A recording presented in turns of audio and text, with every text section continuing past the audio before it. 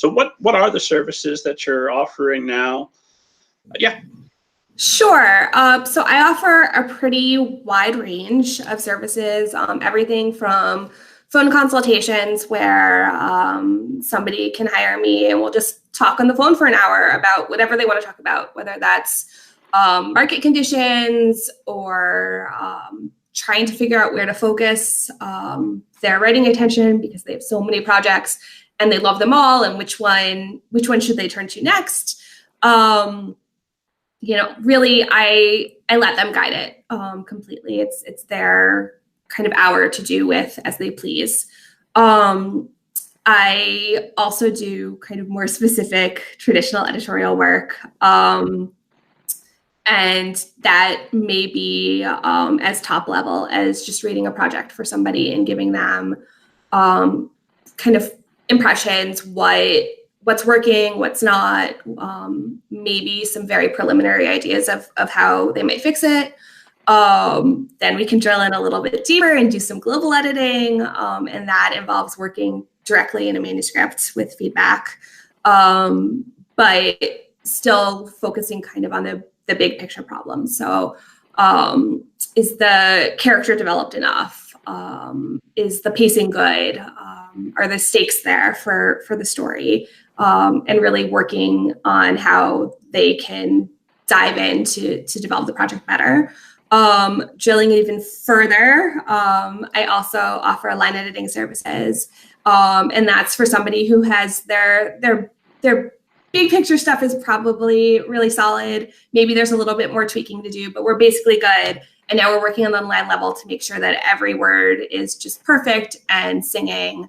I read recently this great, I think it's a meme, but this kind of, the summary of it is that your writing should really be music. And I really believe that if all of your language is coming together properly, then it just flows beautifully and creates its own song.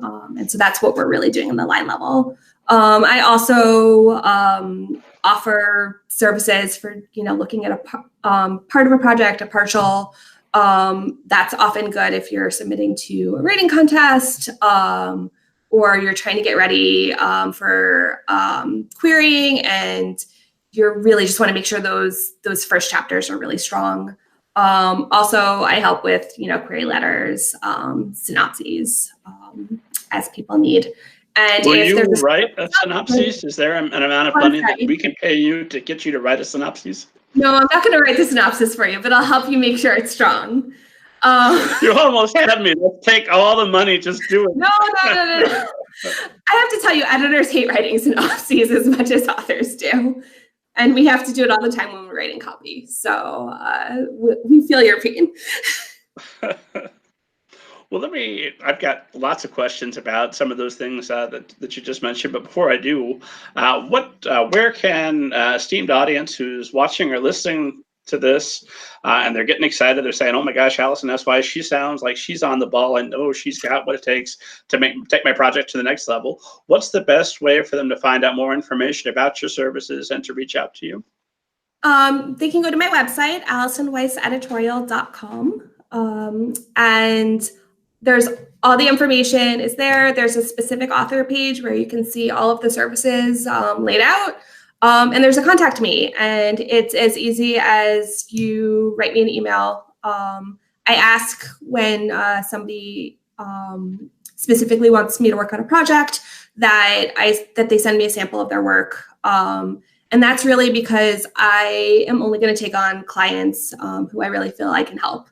So if I look at your project and I just don't feel like I am going to be useful to you, then I just don't feel like it's right for me to work with you.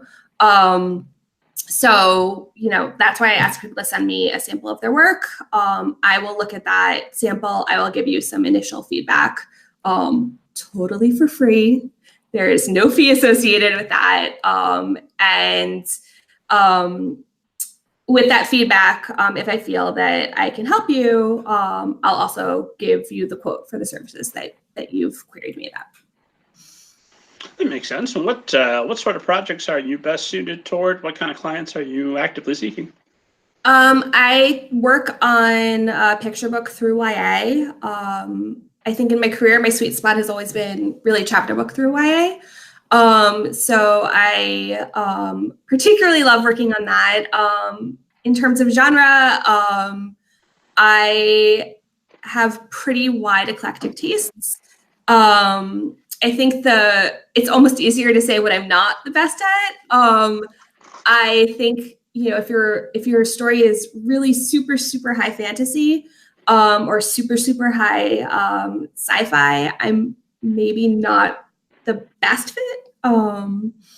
But I can still, give you strong feedback. But I certainly do like sci-fi and fantasy.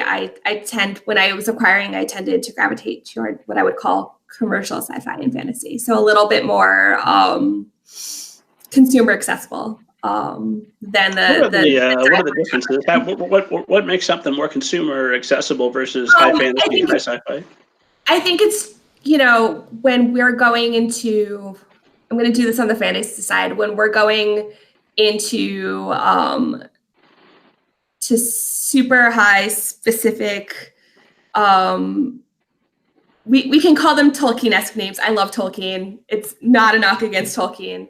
But I think there's a really specific reader for that. I think you have to be really entrenched in reading that world to really inform moving forward with it. And while I enjoy being a casual reader in that world, I don't know that I have the depth of knowledge to feel like I'm not going to perhaps lead somebody astray in terms of the great historical weight of what you're trying to live up to.